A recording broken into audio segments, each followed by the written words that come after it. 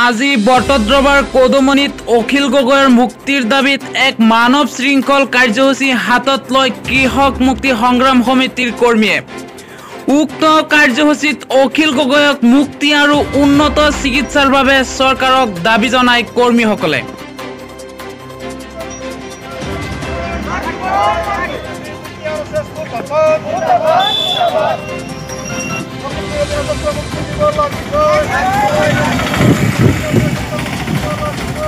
বিচাৰিছো যে বিজেপি চৰকাৰখনে আজি চাক ৬-৭ মাহ ধৰি যিজন অখিল গগৈয়ে ৰাইজৰ কাৰণে মাত মাতি আছে, ক্ষুব্ধ ৰাস্তাত গৈ আছে, সেই মানুহজনক আজি ৬-৭ মাহ ধৰি কাৰাৰুদ্ধ কৰি ৰাখিছে। তেওঁক উন্নত ধৰণৰ চিকিৎসা দিয়া নাই। তেওঁক পাখিমেক যেনেকৈ উন্নত ধৰণৰ চিকিৎসা দি আছে, আজি অখিল গগৈক তেনেধৰণৰ চিকিৎসা দিয়া নাই।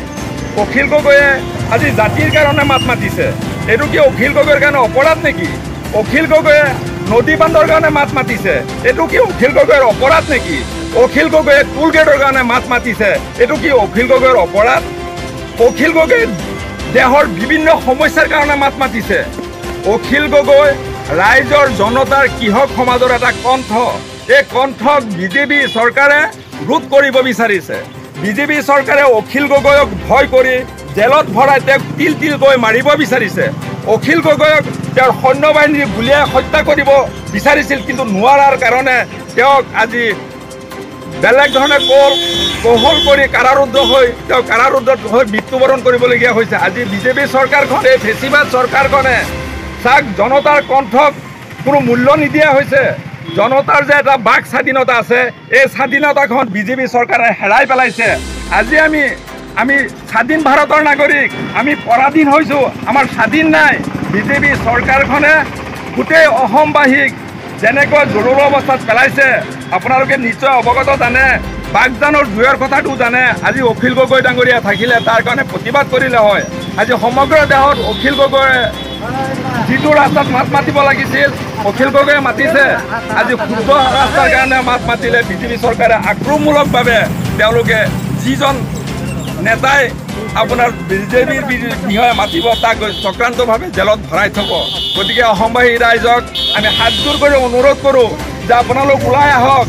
আজি অখিল গগৈ আমাৰ কাৰণে কাৰাবদ্ধ হৈ আছে, আজি মৃত্যুৰ মুখত পৰিছে। গতিকে আমি সকলোৱে ওলাই আহি একে মুখেৰে আমি ধিক্ষাৰ দিওঁ বিজেপি চৰকাৰক।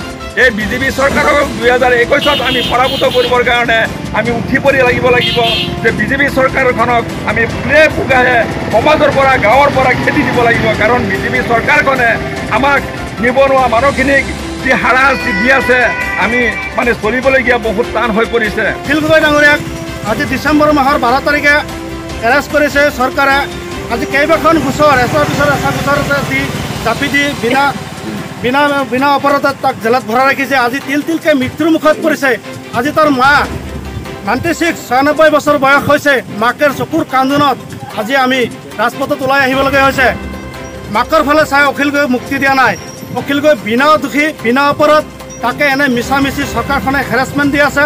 আজি চাওক, গৰখহনীয়া মানুহৰ মাটি বাৰী ঘৰ দুৱাৰ কৃষিভূমি চব হৈ গ'ল। আজি অখিল গগৈ থকাহেঁতেন এইভাৱে মাত মাতিলেহেঁতেন। আমি আজি মানৱ শৃংখল কাৰ্যসূচী কৰিবলৈ লৈছোঁ।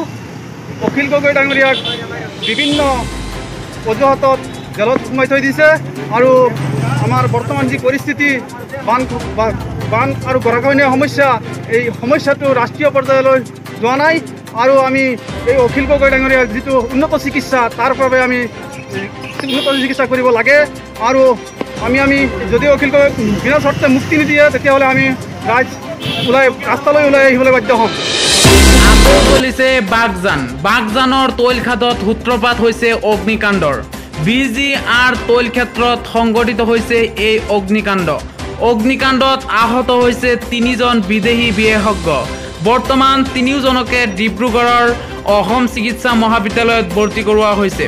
জুই নিৰ্বাপনৰ প্ৰাৰম্ভিক কাম কৰি থকাৰ সময়ত সংঘটিত হয় অগ্নিকাণ্ডৰ ঘটনা।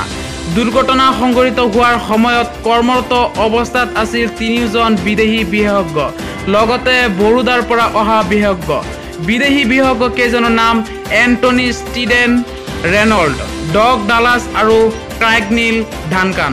তিনিওজন বিশেষজ্ঞ আমেৰিকাৰ বুলি জানিব পৰা গৈছে। বিশেষজ্ঞই সেই সময়ত কেপিংৰ কাম কৰি আছিল।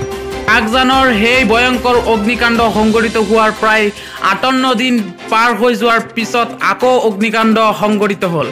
অইল কৰ্তৃপক্ষই বৰ্তমান অগ্নি নিৰ্বাপন কৰিবলৈ চেষ্টা অব্যাহত ৰাখিছে। বাগজানত আকৌ অগ্নিকাণ্ড সংঘটিত হোৱাত এতিয়া আতংকিত হৈ পৰিছে স্থানীয় অঞ্চলবাসী। ৰূপহী বজাৰ কমিটিৰ মৈমতালি প্ৰশাসনে নিৰ্ধাৰণ কৰা 144 ধাৰা ভংগ কৰি পাতিছিল গৰু ছাগলীৰ বজাৰ। সামাজিক দূৰত্ব ভংগ কৰাৰ অপৰাধত প্ৰশাসনে বন্ধ কৰে বজাৰখন। এই মুহূৰ্তত জনাইছোঁ আপোনালোকক এটা গুৰুত্বপূৰ্ণ খবৰ। অসমৰ বানপানীৰ সমস্যাক ৰাষ্ট্ৰীয় সমস্যা হিচাপে ঘোষণা কৰিবলৈ প্ৰধানমন্ত্ৰীলৈ পত্ৰ এজন শৰীৰ চৰ্চাবিদৰ। যোৰহাটৰ জিলাৰ মৰিয়নিৰ চেলেংহাটৰ শৰীৰ চৰ্চাবিদ তুষাৰ পালে প্ৰধানমন্ত্ৰীলৈ জনালে এই আবেদন।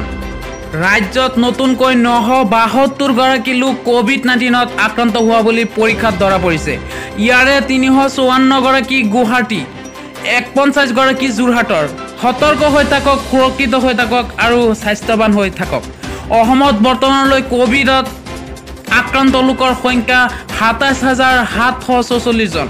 ৰাজ্যত সম্প্ৰতি 8,325 গৰাকী এনে ৰোগী চিকিৎসাধীন হৈ আছে। সুস্থ হোৱা ৰোগীৰ সংখ্যা 19,350। বিয়োগ হোৱা ব্যক্তিৰ সংখ্যা 66 জন।